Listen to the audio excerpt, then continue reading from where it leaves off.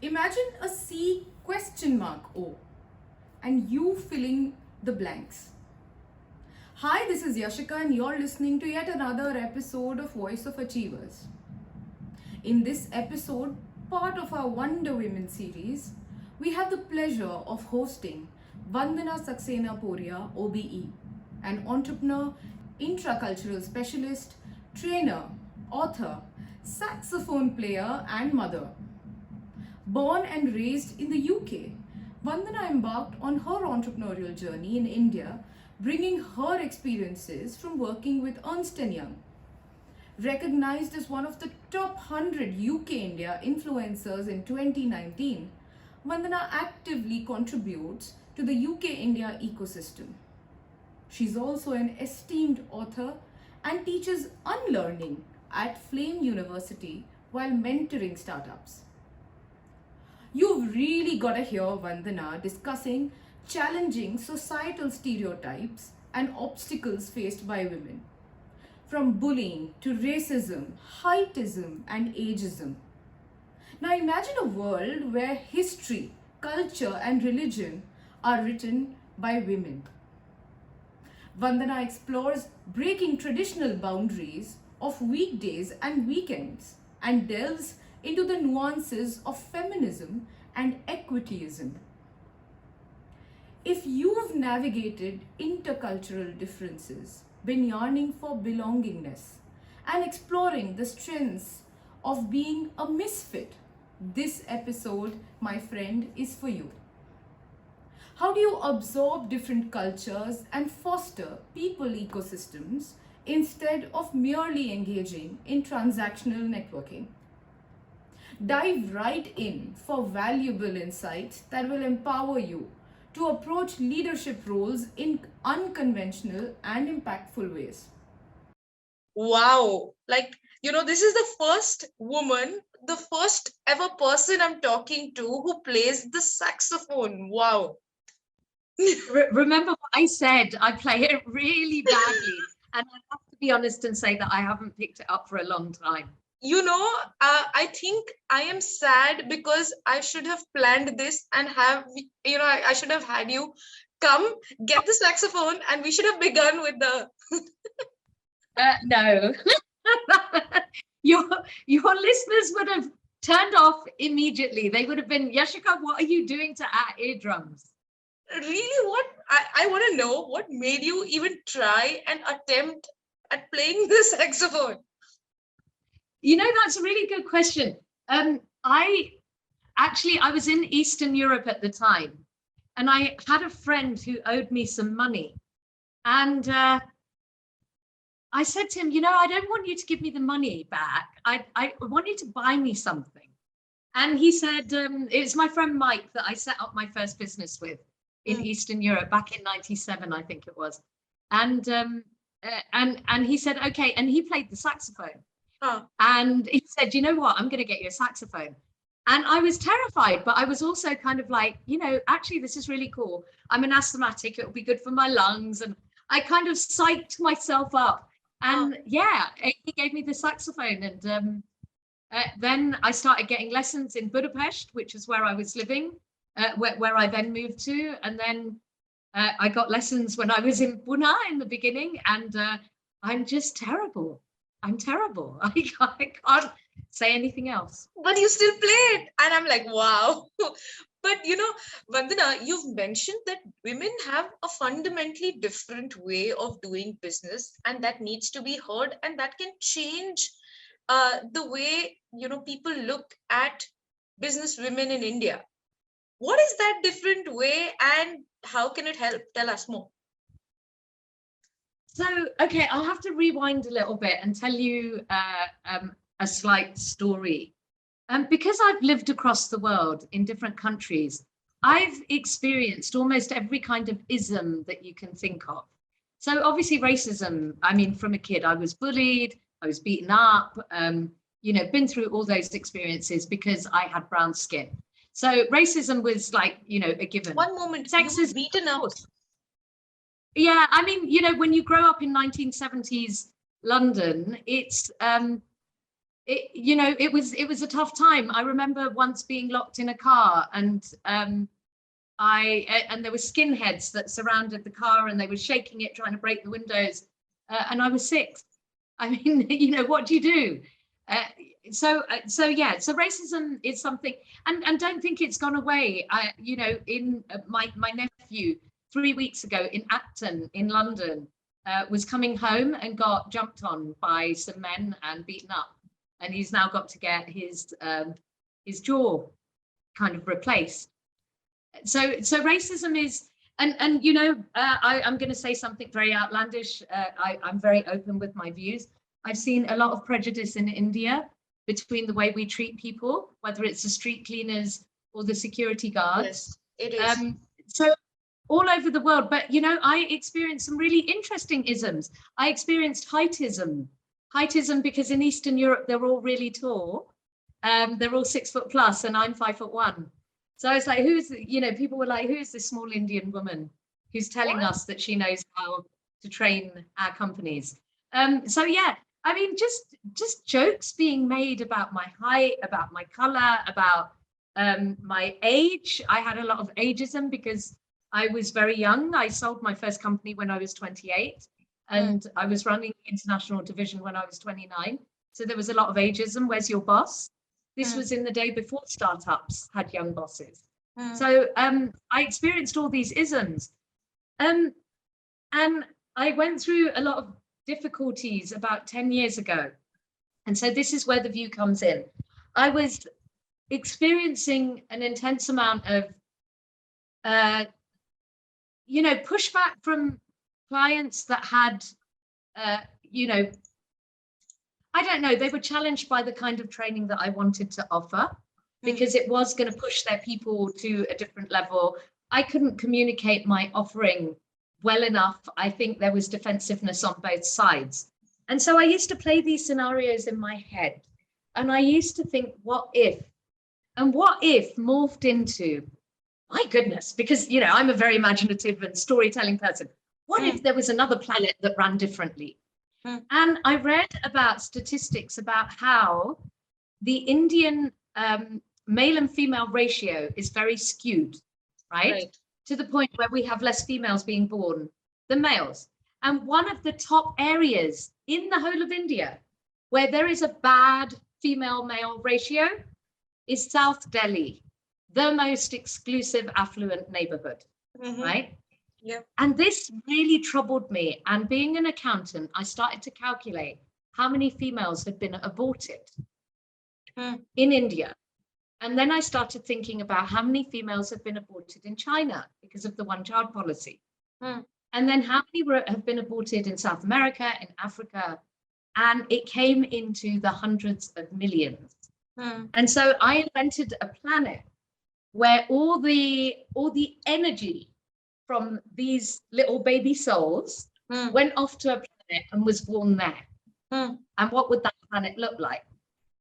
And I started to think about if you think about it, and it's not a good or bad statement, 80% of our history has been written by men and about men.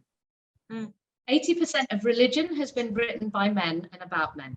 80% of law, culture, economics, business, science, literature, go on, has been written by men and about men.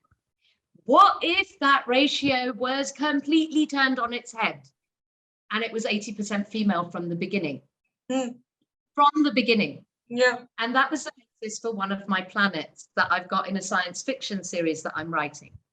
So it wasn't about creating a themyscira, which is where Wonder Woman comes from.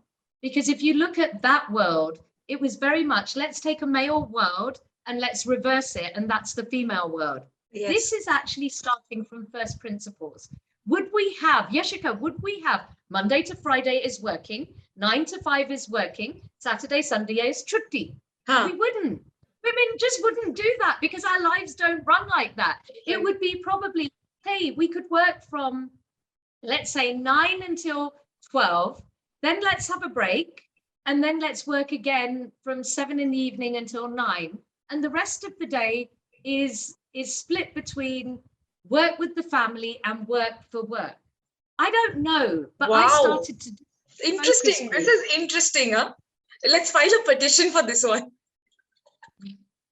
So the idea was, what would that world look like? So I went around and I did focus groups with men, with women, with children, to say anecdotally, what do you think this world would look like? And I actually did a TEDx talk in, I think, 2017 on what if the world was different. So when I say fundamentally different, what I'm saying is this world that has been created, and it's not a right or wrong. Women have only really come into the workplace in the last 100 years. Right. Before that, we weren't really around. So everything has been built to work for men. And we have to accept that that's the state. But now what some leaps can we take to say, let's work things for women? Yashika, if people say to me, why don't we have more women in senior leadership? Do you know what I say? I'm 51, right? I'm 51 now. And I look at the challenges that I've got. I've got two elderly parents that are going through early stage Alzheimer's, high blood pressures, type 2 diabetes. I've got teenage kids, one who's just gone off to university. I am managing all of that. And you want me to manage a company and deal with all the politics that goes in that company. Why would I want to do that? Yeah. And then you tell me I'm not successful. Successful in whose eyes? And I know this is turning into a bit of a monologue, so I will stop. But that's one thing I tackle in the book that I co-wrote with Alec Badamsi, which was launched on Saturday. You know, we talk about everything in this world is about doing better, making things better, being the best. And those are from the male perspective of dominance and control and power. But there are other ways to live. And I think if we listen to women, who, by the way, said way before COVID, we can work from home, and we were scorned, we were laughed at, and yet COVID came. And you know what? Within 48 hours, we were all working from home. When we had been saying that for 10 or 15 years, hello, listen, we do have good ideas. Look, I'm not a feminist. I'm an equityist. Right. I'm looking for equity. There's a lot of dominance that has been there in the past. We're in a transition. But what are the two things, Vandana, that women do differently as leaders? Gosh, I don't know that it's women. I think it's about traits and where we see traits in the world. What I would say is that women have to, more than men, manage multiple people, relationships, and emotions. True. In the sense that if a child is sick, generally, it's the mother who takes time off. If a parent is sick, generally, it's the mother who takes time off. They are juggling the kitchen, they're juggling. I know these are all things that have been talked about in the past, but what I'm saying is there's a huge strength in that. We know how to juggle. Yes. We know how to play, we know how to be politically correct because we have to manage so many things. If we can transfer that knowledge to the workplace, we're brilliant. We know how to manage teams. We know how to manage intergenerational. We know how to manage finance. We know how to manage operations. Do you know what? We bloody know how to do it all, right? But we take that knowledge. We've compartmentalized. Alex says in the book as well, we compartmentalize our life like newspaper columns and articles, right? But the point is, if we just interweave it, we actually have those skills. We just go into the workplace and we forget that we've got them. So I'd say the number one skill is being able to, it's not multitasking, it's about being able to interweave life and work and balance. That's one thing I think women are kick ass at doing. Love that. You know, the interesting part about your career trajectory, Vandana, has been the fact that you also started, your entrepreneurial journey in a different country. And then you come from there, you spoke about isms. I'm sure they must have been an ism with your accent as you came back and started, your entrepreneurial journey in India again. So I have two questions. Number one, how easy or difficult is it to start from scratch, especially in a different country? And what experiences do you bring from that culture, that country, when you start your entrepreneurial journey in India here? Okay, two really great questions. The first one, how easy or difficult? What did you say? How easy or difficult is it, or was it for you to, start from scratch and begin your entrepreneurial journey in a different country? Okay. Oh gosh, this goes to the real... At that age, at that time, today we have entrepreneurs who are 20 years old, but I'm sure at that point in time that wasn't commonplace. No, so Yashika, as a kid, I did the craziest things. If I look back, I helped set up a youth club because my parents didn't want me to go out and mix with Britishers. And they wanted me to stay at home, and I was fed up of staying at home. So I thought, I know, what about if I get them to set up, they were well into the Hindu society and bhajans and all of this. What if the Hindu society sets up a youth club? Surely that would be okay. So I convinced my parents, who were on the committee, to give me a hearing. And I got together with some friends and said, let's set up a youth club. So we set up a youth club. And it ran for many years, actually. And we got government funding to expand it and everything. I mean, I guess that was my first entrepreneurial journey. So I want to go back to one thing that came out. Why did I set it up? And this is a constant theme through my life. It's belonging. I always felt like the misfit. I was always interested in different things. Because I was an asthmatic, I was told at that time you shouldn't play sport. So if I didn't have sport, I used to read. I had a crazy imagination. I used to, even at that age, I used to, imagine what if. I would read everything from Proverbs to the dictionary to the Gita. Like when I was growing up, I was a voracious reader. And I would look and try and interconnect these things because no one else was interested in me, what I was reading or thinking. So I would just try myself to interconnect things. And so the extension of, so the youth club was trying to find a place of belonging, and all being Hindu at that time in, the UK we were all, my generation, we all had parents who were frozen with their values that they had come over to the UK with. And at that time, there was no internet, all we got was Naya Zindagi, Naya Jeevan, which was one program on BBC once a week at 9 a.m. on Sunday mornings, right? That was it. And so our parents were very, very keen on making sure that we kept the Hindu culture alive. And I said, if we do this youth club, we'll put on plays for Diwali, and we'll do Kathak, and we'll do this and that. And I did Kathak for 10 or 15 years. So I did that. And then when I was at university, I was part of the photography club and the account society, and trying to organize things. And I really enjoyed meeting different people. And when when this opportunity came up to go abroad, I kind of wanted to get out of the shadow of my fantastic, wonderful older brother, who's, Cambridge graduate, doctor, straight A student, all of this I was not. And also my parents' grip. I really needed to get away. So I went off to Eastern Europe, a bit of a rebel, not even really thinking through what I was doing, just like, it's another country. But the one thing I learned, and I have to say, I credit my father for this. He taught me to speak to everyone. I would see him talking to everyone and anyone, the barnwala, the sandwich wala, the taxi driver, the rickshaw driver, the president, whoever. And I just heard what he asked. He was just interested in their lives. Right. And then he would relate it to his life. And so I learned to do that. And so I didn't see them as Romanians or tall or white or Christian or whatever. I just saw them as human beings, and what do I have in common with them? And so that's Was it difficult to begin your journey there? I mean, what the did it? difficulty.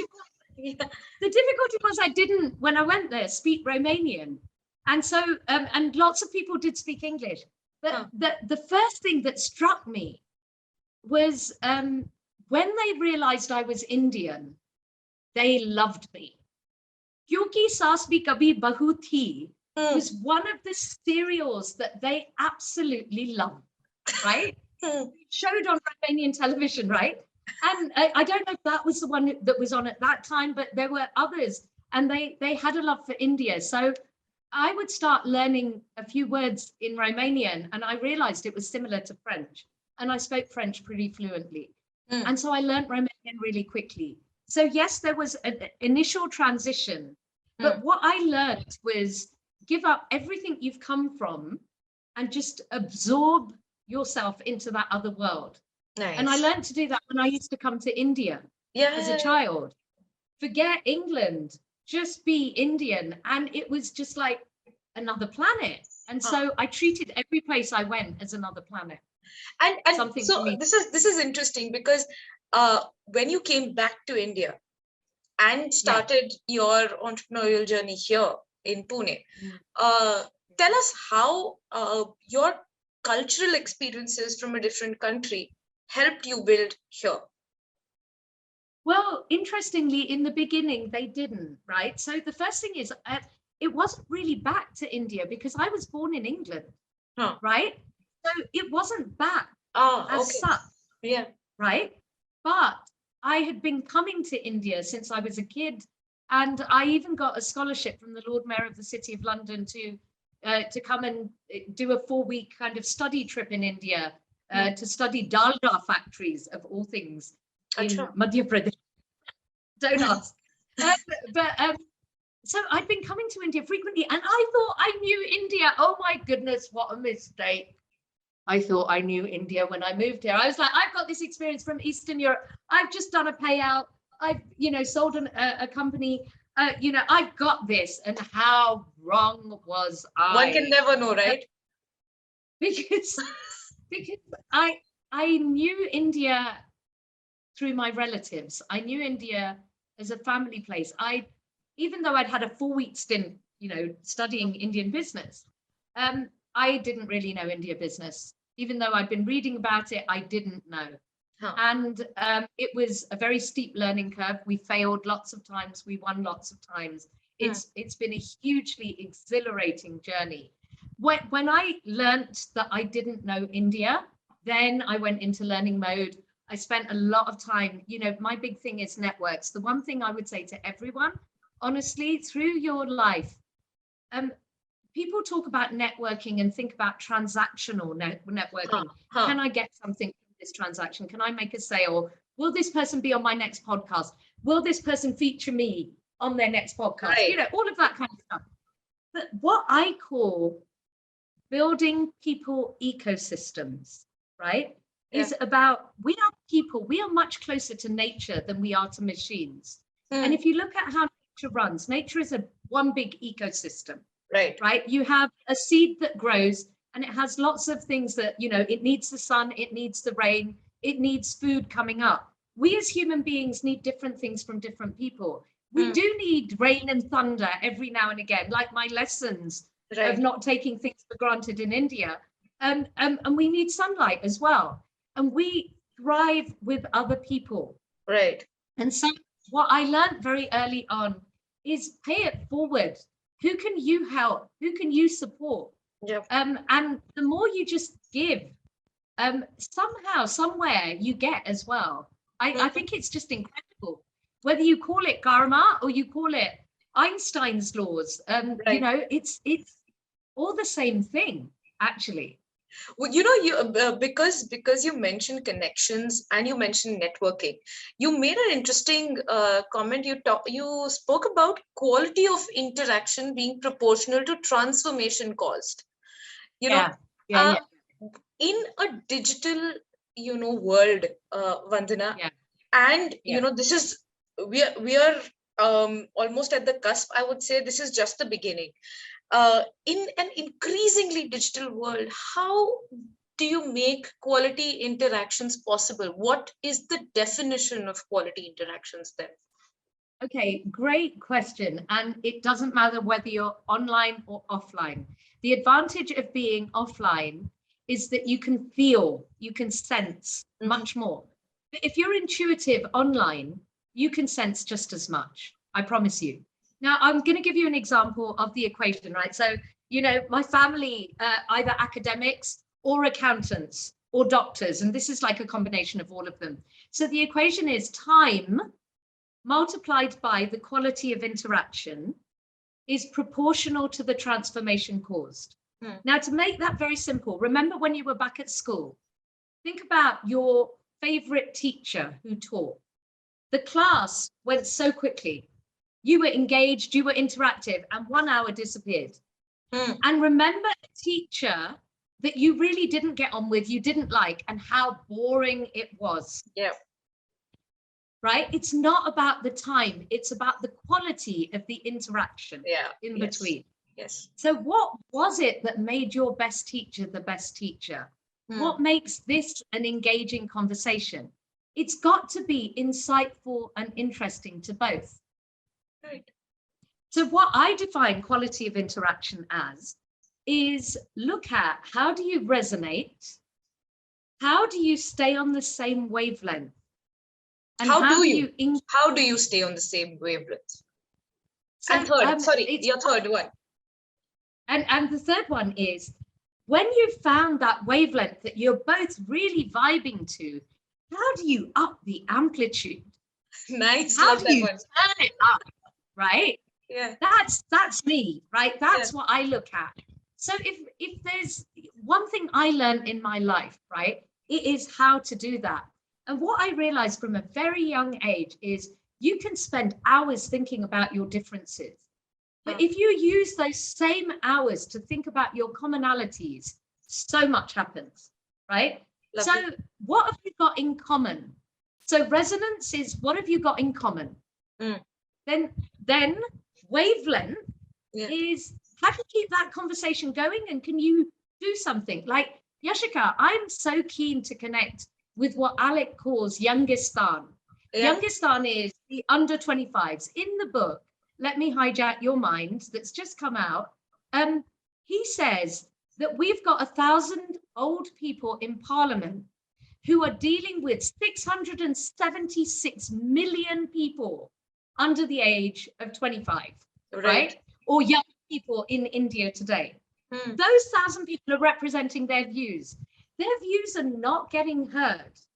So how do we start getting Youngistan to get their views heard? And of course, there are platforms like yours, but how do we start creating movements to overturn some of the social norms that really deserve to be, you know, kicked in the grave and forgotten about? And how do we restart with some new social norms that work for more of us? You know, this brings me to the point, you teach unlearning at Flame. What are the 3 things that young people or the future of India needs to unlearn, or upcoming entrepreneurs need to unlearn? Okay, brilliant question. Okay, the first one for the youth of India, Alec would say, and I will defer to Alec because he was just, I think he was, you know, he was a huge advertising guru and he was a theatre, you know, expert. And he cross-pollinated all his knowledge. And he said the biggest thing that the youth of India need to do is banish hypocrisies. The hypocrisies that exist that we're still sticking to, whether it's dowry, where we're, you know, selling a daughter, it is a hypocrisy. You know, the daughter's coming into the family and she's going to give so much. She's going to bring your next generation and continue your name, as well as her name, right? She's going to do amazing things in the workplace if you allow her to, right? So why is she being stopped? These social norms, let's stop these hypocrisies. One of the chapters is called, I would never sleep with a stranger unless it was my husband. where he Okay. talks about arranged marriage. Arranged marriage. You don't meet and you get married and you're sleeping with the person. Yeah. In the old times, that's what it was. That's true. Yes. But don't sleep with strangers, but get married to whoever I say. So Alex, number one for Youngistan is really look at all the rules you're being asked to follow and ask yourself, you know, who are they serving? Are they serving you or are they serving someone else? Mm. So that's what I'd say to Youngistan, right? To young and upcoming entrepreneurs. Alec and I don't think the title CEO is right. Okay. He says CEO, Chief Executive Officer, to execute is to kill. So let's get it out of the workplace and let's bring in the C question mark O. And it's up to you to put that question mark. He says, do you want to be the Chief Stimulation Officer at your workplace? Do you want to stimulate everyone with ideas? Do you want to be the Chief Belonging Officer? Do you want to be the Chief Visionary Officer? The Chief Reinvention Officer? Let's come up with some new titles. Lovely. And you're the you're the Chief Everything Officer. Right. But let's turn it into something that's really positive and speaks out to who we really are. Right. And Ronnie Screwwala, who was at the launch on Saturday, talked about this. He said, forget the word chief now. He said, you know, we're in flat hierarchies. Right. So forget about chief. Look at how you can devolve responsibilities. Mm. Lovely. And you know, because you mentioned this, tell us that one quality that young people need to develop in order to evolve into leaders. Oh gosh, no, I can't tell you one. I have to give you three. And there's a logic I'm saying what I'm saying. History, right, is how we think about our lives as history, present, and future. Almost like three separate things that don't really connect to each other. This is what we're taught. That's history. This is now, and this is the future, right? We're never taught about what I call, forget his story, what about live story, your living story, which is your present and your future. That's your living story. Now, for you to get the maximum out of your living story, whatever age you're at, but I definitely think young people, there are three things that you need to be able to do. One is you have to understand your heritage, right? Now, I know a lot of people are going to turn around and say, no, that's nothing to do with me. You know, whether you like it or not, you have genes that can be traced back to the first man or woman that walked this planet. Right. So whether you like it or not, you have got genes in you that have come from all the generations to where you are sitting today. Right. And you are a miracle. You are an absolute miracle. You are a star child. Every atom in your body has come from somewhere across the universe. So get it into your thick head that you matter. Every single one of you matters, right? Lovely. Now, you are matter and you matter, right? That's the important thing. So you have to understand your heritage. You have to understand your mum and dad. You may have differences with them, but whether you like it or not, you were brought up either knowing them or not knowing them, having views about them, not having views about them, and they will have shaped who you were as a child, as well as the other influences around you. So you have to understand your heritage to understand who you are today. The second part is we talk about examining things that are going on. I talk about examining inside us, right? So understand your heritage, then examine. So who am I today and what do I want to be for the world? Lovely. Okay, that's the second thing to do. And the third thing to do is to interact with as many people as possible and understand as many worldviews as possible. From talking to some really senior executives, I suddenly had huge empathy for my father, who I never had empathy for, because in my view, as a child, he was a dictator, he was obsessive, he was loud, he was condescending, he was patronizing. Now, at this age, my goodness, what that man had to fight in terms of racism and issues in the UK, what he had to fight to get to the UK, what he had to fight with his family. I'm in awe of what he did. And I'm so angry with myself in a way that I've been so hard on him. And I am, as much as possible, now making up for spending time with him and talking to him, you know, very differently. So by interacting with people who are nothing to do with my father, I learned empathy through understanding myself, and I understood my heritage better, which means that when somebody now comes to me and says, I'm having this real big challenge with my mother, I have a different viewpoint, and I'm able to explain things or share with them or coach in a different way. So youngest son, examine is what I'm going to take back, by the way. I'm happy, but examine and really just spend time understanding what I call your internal compass. An external compass tells us the direction of true north. Your internal compass shows your true north. It helps you work out what you want to do and how you want to be, how you want to engage with this world, right? Lovely. And that means that you create your living story, not your past, your present, and your future. Lovely. It's very holistic, but if you follow my work on LinkedIn or on the Human Alarm Clock, you know, on Twitter, I'm V Poria, you'll get an idea.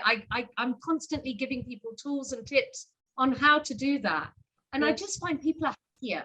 And that's all I want. I want people to feel happier, and I want them love, safety, and belonging, I think, are the three things we're looking for. Yeah, and Alec thinks that. You know, you're getting into the Maslow's hierarchy theory now. So I really need to ask you, what does achievement mean to you? I decided before I hit my 50s that I would now live my life by key journey indicators. And instead of key performance indicators. Yes, I got that. My journey. And values are really important. Am I contributing? Am I creating? Am I creating belonging? Am I being curious? Am I being empathic? Those are my journeys. And so whenever I'm doing anything, I'm constantly thinking, which of those am I being? And I hope as a result, I'm thinking about your audience, and I'm thinking about my kids who are 16 and soon to be 18, and thinking about the wild questions they have, right? The anger that they have about the state of this world, right? And what, we wonder why they're defeatist. Hello, what world are they inheriting from us? What say do they have in this world? And so, then how am I contributing to altering the conversation, altering the narrative around that, and saying to people, there's hope. Lovely. So success for me, success and achievement for me is really putting those into action and engaging people so that they're comfortable and happy with their lives, they're thriving and helping other people thrive. Brilliant. And with women like you, I think the ism that I would want you to, have is the satisfactionism, if that is anything. But thank you so much for your meaningful words, and I'm going to take that internalization with me. Examination. Yeah. That's the key word out of this conversation. But love that. Keep thriving and keep spreading the lovely positivity that you have, and keep playing the saxophone the next time. I know for a fact that this is going to happen with the saxophone notes from you. Okay, we will see. I just wanted to leave, if it's okay, to leave the audience with two things. One is I really want to introduce you to my friend Ojas. who you will meet at some point. But I'm not going to say any more about her, but I think you'll find her very interesting. But the other thing I wanted to say is, especially because Break the Bias is the word for Women's Day, and the theme continues through the year, I'd really like everyone to think about this. If you did look for commonality with every single person you saw, you would turn the world into a different place. If you imagine a desert and you imagine it finally getting water and things starting to grow, right? The equivalent of water for human beings is conversation. Yeah. And if we start conversing with other people that we wouldn't normally converse with, we will turn faces into friendships for life. Beautiful. And if we can do that, just imagine what a world we'd create. And by the way, that came from the Women's Planet. Ooh, that's lovely. That's lovely. I love that thought. I love that thought. Thank you. Thank you so much. And thanks for being on the show, Vandana. It was lovely to have you. Thank you so much. Really.